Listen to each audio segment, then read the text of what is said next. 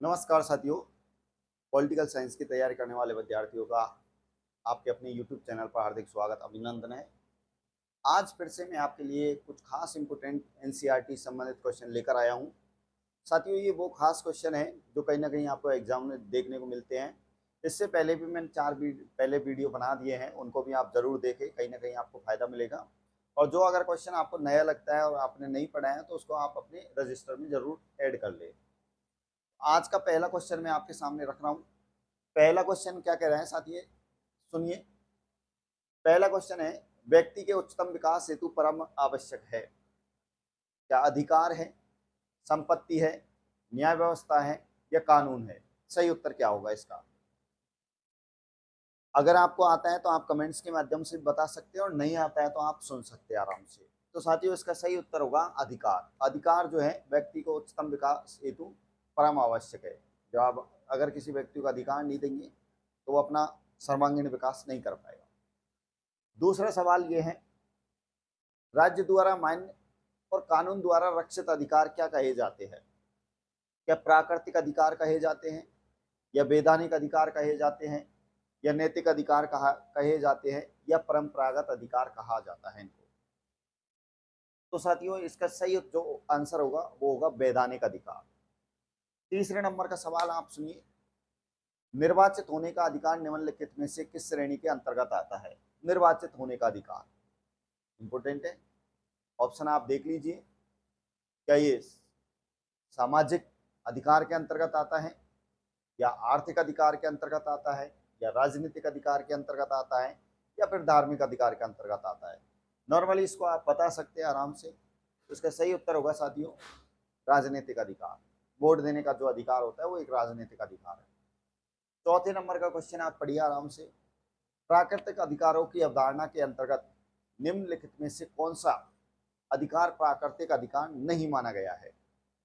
क्या काम का अधिकार, जीवन का अधिकार, स्वतंत्रता का अधिकार, या फिर संपत्ति का अधिकार?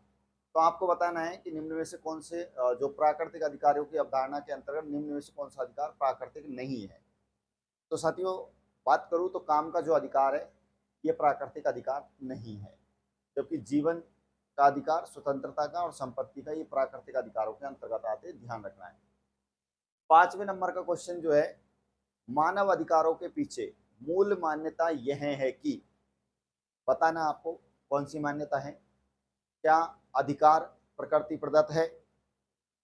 दूसरा ऑप्शन, अधिकार ईश्वर प्रदत्त है। तीसरा ऑप्शन, अधिकार जन्मजात है। और चौथा ऑप्शन है, अधिकार मनुष्य होने के नाते सभी मनुष्य अधिकारों के पाने के अधिकारी है। तो इसका सही उत्तर क्या होगा साथियों? इसका सही उत्तर होगा कि भाई मनुष्य होने के नाते सभी मनुष्य अधिकार पाने के अधिकारी है। ठीक ठीक है। छठवें नंबर का क्वेश्चन देखिए। आज प्राकृतिक पर्यावरण की सुरक्षा की जरूरत के प्रति चेतना ने कौन से अधिकारों की मांग पैदा की है? इसका सही उत्तर आपको बताना है। ऑप्शन में बोल रहा हूं। स्वच्छ हवा तथा शुद्ध जल जैसे अधिकारों की मांग, पहला। दूसरा है आजीविका के अधिकार तथा बच्चों के अधिकारों की मांग। तीसरा है स्वतंत्रता तथा समानता के अधिकारों की मांग। और चौथा ऑप्शन आप देखिए, संपत्ति व सांस्कृतिक अधिकारों की मांग। तो आपको इसका सही उत्तर बताना है साथियों। प्राकृतिक पर्यावरण की सुरक्षा की जरूरत के प्रति चेतना के कौन से अधिकारों की मांग पैदा हो गई है?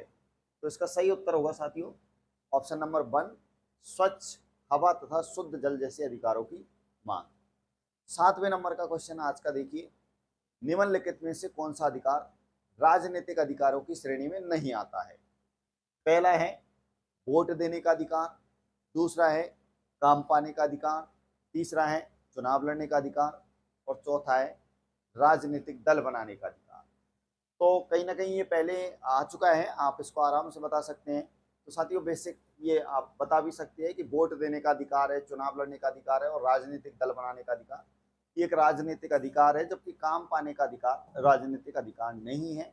ठीक है, आर्थिक अधिकार कह सकते हैं। कौन सा आर्थिक अधिकार है? आपको बताना है कि कौन सा जो है वो आर्थिक अधिकार है। क्या पहला ऑप्शन है स्वतंत्र और निष्पक्ष न्यायिक जांच का अधिकार। दूसरा ऑप्शन है विचारों की स्वतंत्र अभिव्यक्ति का अधिकार। तीसरा ऑप्शन है असहमति प्रकट करने का अधिकार। और चौथा ऑप्शन भी आप देख लीजिए, बुनियादी जरूरतों की पूर्ति हेतु पर्याप्त मजदूरी का अधिकार। आराम से बता सकते हैं इसको, आपके अधिकार वाला टॉपिक से ये क्वेश्चन उठाए गए हैं साथियों। तो इसका चौथा ऑप्शन है, बिल्कुल सही होगा, बुनियादी जरूरतों की पूर्ति हेतु पर्याप्त मजदूरी का जो अधिकार है वो आर्थिक अधिकार के अंतर्गत आता है। 9 नंबर का आज का क्वेश्चन है, नागरिकों का सांस्कृतिक अधिकार है। काम पाने का अधिकार पहला, दूसरा स्वतंत्रता का अधिकार, तीसरा अपनी मातृभाषा में प्राथमिक शिक्षा पाने का अधिकार, और चौथे नंबर का है साथियों चुनाव लड़ने का अधिकार। आराम से इसको बता सकते हैं। तो इसका जो सही उत्तर होगा वो होगा अपनी मातृभाषा में प्राथमिक शिक्षा पाने का अधिकार। बिल्कुल, ये सांस्कृतिक अधिकार के अंतर्गत आता है।